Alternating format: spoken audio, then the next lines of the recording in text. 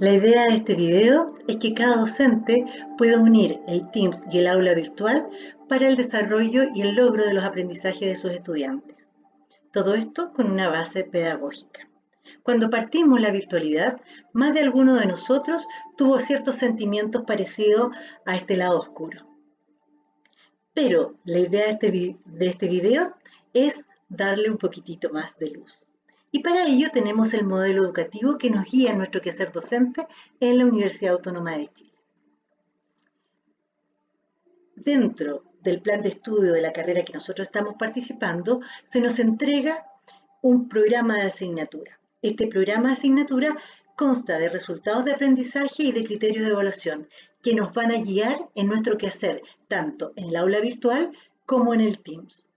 Hoy día vamos a ver la unión de estas dos plataformas, pero además vamos a aprovechar de conocer un poquitito más el aula virtual y cómo trabajarla académicamente.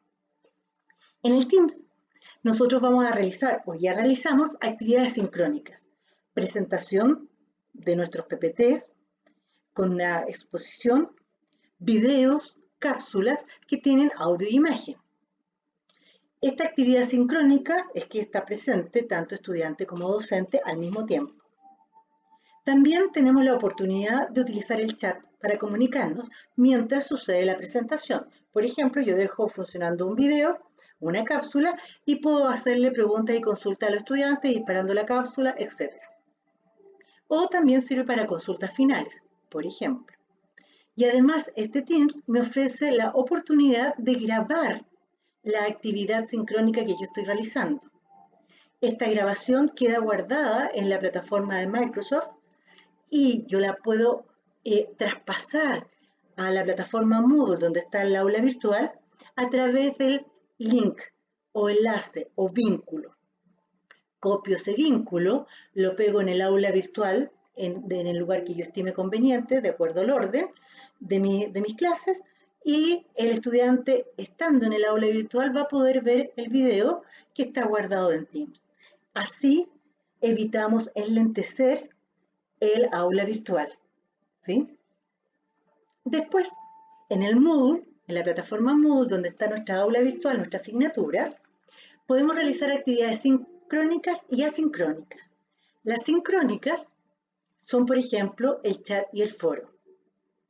Si va a utilizar chat, siempre fije un día y un horario con los estudiantes para que realmente sea sincrónica. Y las actividades asincrónicas pueden ser a través de recursos o de actividades. Los recursos en Moodle son los medios que tiene el docente para entregar la información. Y esta puede ser a través de archivos, de páginas que yo puedo copiar enlaces, o videos que yo puedo copiar enlaces, ¿sí?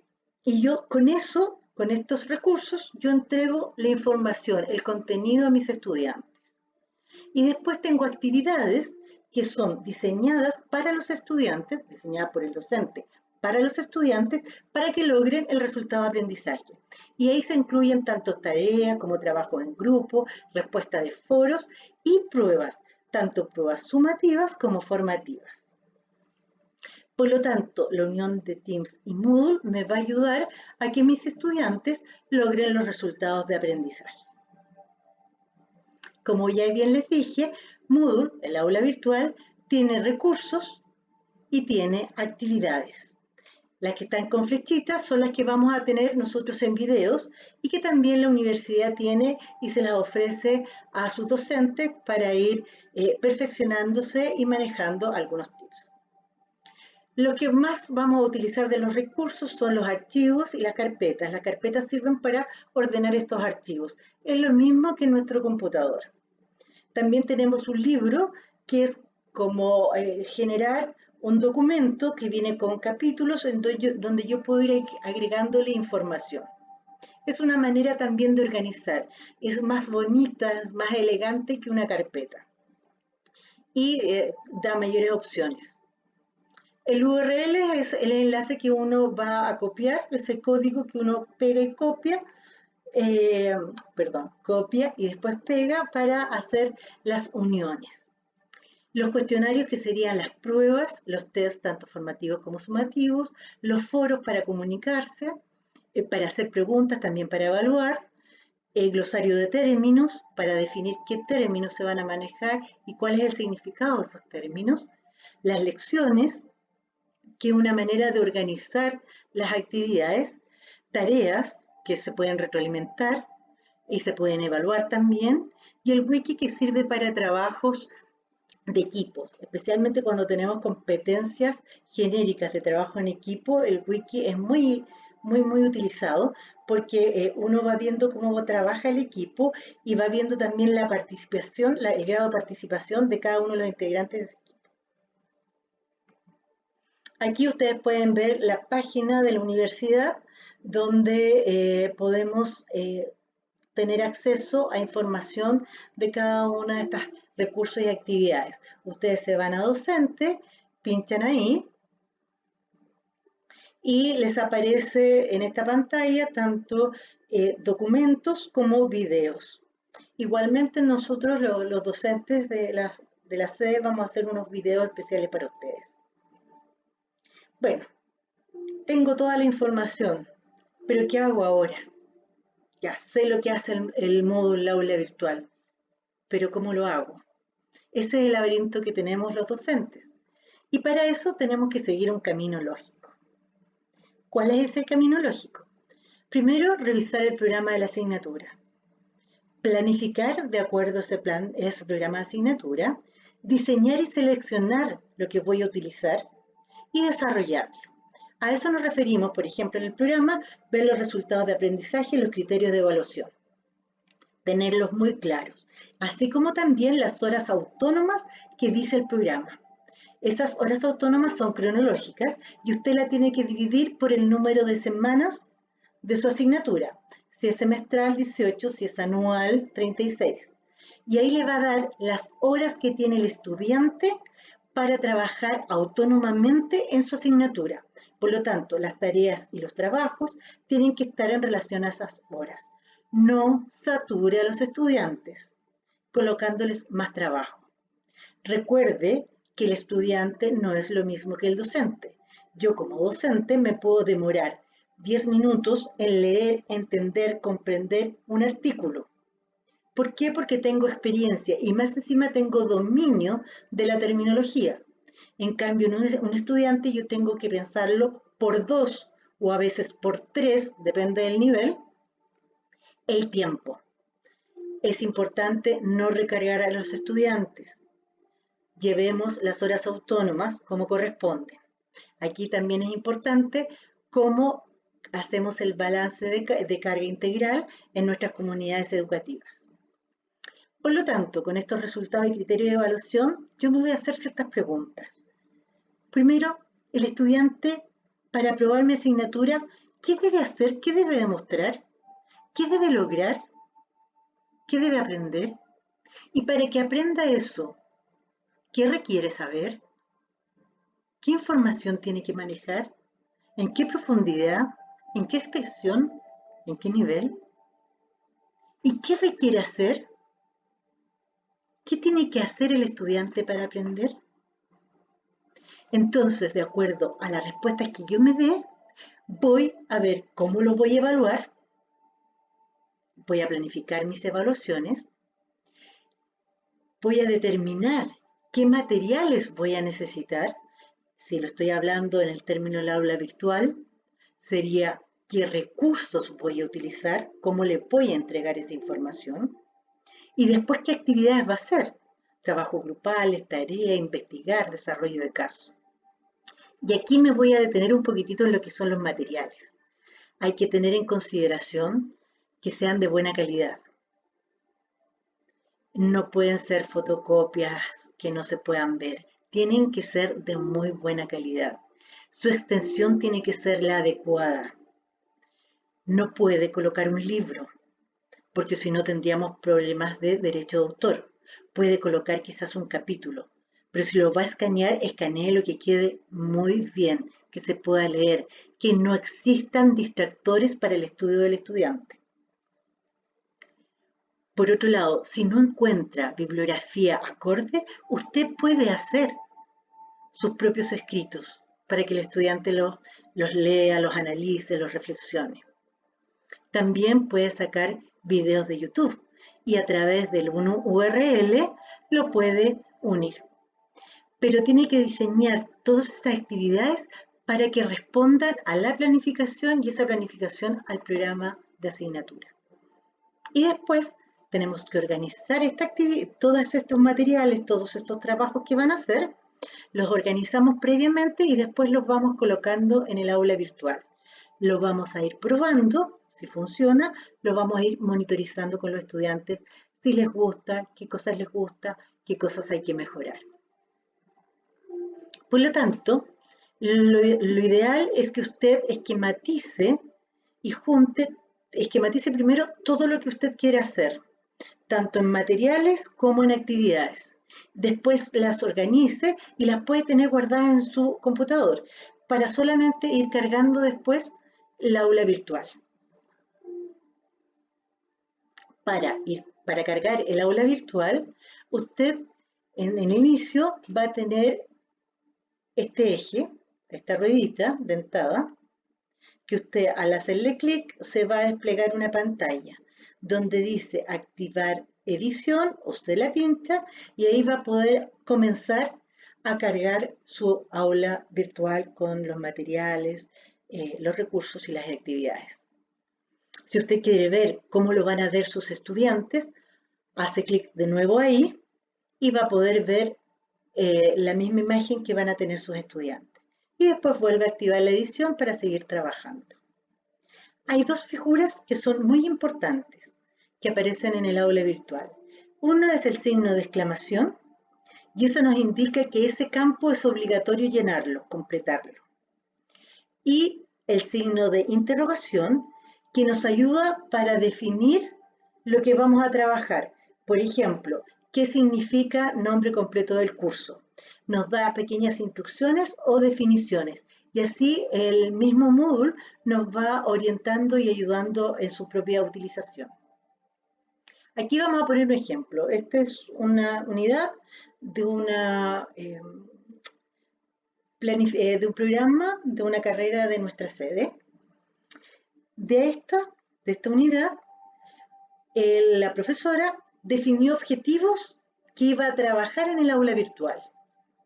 Y de acuerdo a esos objetivos, diseñó una serie de actividades y recursos en un orden. Todo esto fue mental, en papel, para posteriormente ir buscando los recursos o confeccionándolos ella misma para organizarlo y así los estudiantes puedan desarrollarlos. ¿Cómo vamos a ingresar nosotros todo esto que ya diseñamos? A través de un esquema que nos da la plantilla en el aula virtual de nuestra asignatura y esta está dada por la institución. En donde en una primera parte está la información general, donde podemos poner el programa asignatura, la planificación, los cronogramas y las instrucciones generales como una etiqueta, requisitos, normas de dicha asignatura que son propias de la asignatura. Y para eso es recomendable que si lo tiene en Word, lo cambie a PDF, ¿sí? Lo guarde en PDF y el PDF lo suba al aula virtual.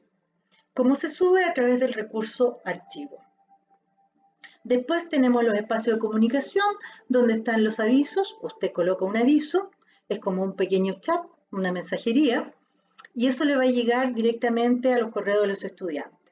El foro consulta es un foro que es abierto, totalmente asincrónico, donde los estudiantes pueden consultar y usted cada cierto tiempo va a ir revisando. Es ideal que usted le diga, ¿sabe qué? Los días viernes de 8 a 9 lo voy a revisar y ahí voy a contestar. Los otros días no, por ejemplo. Después viene el cuarto ítem, que son los materiales de apoyo, donde vienen carpetas por unidades. Es importante que además del número de la unidad le coloque el nombre de la unidad, así el estudiante tiene muy claro cuál es esa unidad. En esas carpetas usted va a colocar archivos, URL, documentos, para que el estudiante tenga la información necesaria para después aplicarla en las actividades. Esto es lo que nosotros llamamos recursos. Acá colocamos los recursos, videos, películas, páginas de internet, archivos PDF, PPT, etc. Y posteriormente vienen las actividades, que también tienen que tener un orden lógico y progresivo. Más que evaluaciones, yo hablaría de actividades, donde el estudiante va a tener que realizar acciones con estos recursos que usted le dio. Por ejemplo, una tarea, y ahí vaya colocándole el número, la unidad y el nombre de la tarea. Lo mismo que las evaluaciones, ya sean formativas o sumativas, váyalo ordenando. También puede crear, por ejemplo, una carpeta que contenga todas las rúbricas, las listas de cotejo, las escalas de apreciación que usted vaya a utilizar en las diferentes evaluaciones que vaya a hacer. Aquí, por ejemplo, usted va a encontrar un ejemplo de cómo sería una asignatura que tiene 3 sesiones semanales de 1 hora y media cronológica. Debe recordar que toda actividad tiene que tener un inicio, un desarrollo y un final. Esto es importante para que se cierren los ciclos de aprendizaje. Generalmente el inicio se indica cuál es el objetivo de esa actividad, qué se quiere lograr, cuál es el resultado de aprendizaje que aporta esa actividad. Después se desarrolla la actividad con las herramientas, con las metodologías o didácticas que usted tenga a su mano o quiera o crea que es importante realizar, y finalmente usted cierra esa actividad y da instrucciones para otro trabajo. En esta primera sesión es una actividad sincrónica en Teams, donde hay un trabajo de unos 70 minutos y posteriormente hay instrucciones de trabajo que ellos van a tener que hacer los estudiantes en aula virtual entre una clase y la otra. Y el docente deja esas actividades listas en el aula virtual y el estudiante las realiza de manera asincrónica. Ojo, revisar los tiempos que sean de acuerdo a las horas cronológicas autónomas semanales que tiene su asignatura. A la segunda sesión hace una actividad sincrónica, pero por aula virtual. Y ahí puede trabajar en el chat, ¿sí? A través contestando preguntas y respuestas, viendo cómo ellos trabajaron la sesión asincrónica. Y posteriormente puede hacer un cuestionario para ver cómo están los conceptos, si se lograron ciertos aprendizajes, cierta información. Y les deja un caso, para que ellos lo desarrollen también de manera asincrónica, tanto grupal como individualmente, para finalizar con una actividad sincrónica en Teams de nuevo, donde en el desarrollo van a resolver el caso, van a exponer el desarrollo y posteriormente el profesor va a hacer un cierre viendo los temas importantes o los aprendizajes finales con que los estudiantes se deben quedar. Y puede volver de nuevo a hacer instrucciones para otro trabajo asincrónico y así seguir en varias sesiones. Entonces ahí podemos ver cómo podemos ir utilizando ambos sistemas, el Teams de manera sincrónica y el aula virtual de manera sincrónica y asincrónica. Y así vamos a lograr el resultado esperado en nuestros estudiantes. Hay varias recomendaciones que son importantes mencionar. En las actividades sincrónicas que se realizan en Teams o chat o foro del aula virtual, hay que establecer las reglas de convivencia, qué tipo de respuesta usted va a querer, especialmente si va a ser evaluada, que las actividades sincrónicas en Teams no duren más allá de 45 minutos, a los 30 minutos ya es ideal porque se van a cansar. Las consultas se pueden atender por foro y las grabaciones hacerlas solamente de la parte importante y central de la exposición que usted va a hacer o de la actividad que está diseñando. ¿Para qué? Para evitar exceso de peso. De las actividades asincrónicas, la extensión, ojalá de 20 minutos, la sincrónica sea un video, una cápsula, a eso nos referimos. Siempre es bueno dejar muy claras las indicaciones para los trabajos asincrónicos de los estudiantes. Usted no va a estar al lado de ellos para responderles sus consultas. Las lecturas que sean de acuerdo tanto en tiempo, en calidad, en extensión y en profundidad de acuerdo al nivel. Respete las horas autónomas. ¿Sí? Y incentive la lectura con una pregunta, con algo que apasione. Acuérdese que las emociones ayudan mucho al reforzamiento del aprendizaje. Siempre motivar a la reflexión, a la investigación, a la indagación, a la búsqueda, porque acuérdense que los que tienen que aprender son nuestros estudiantes.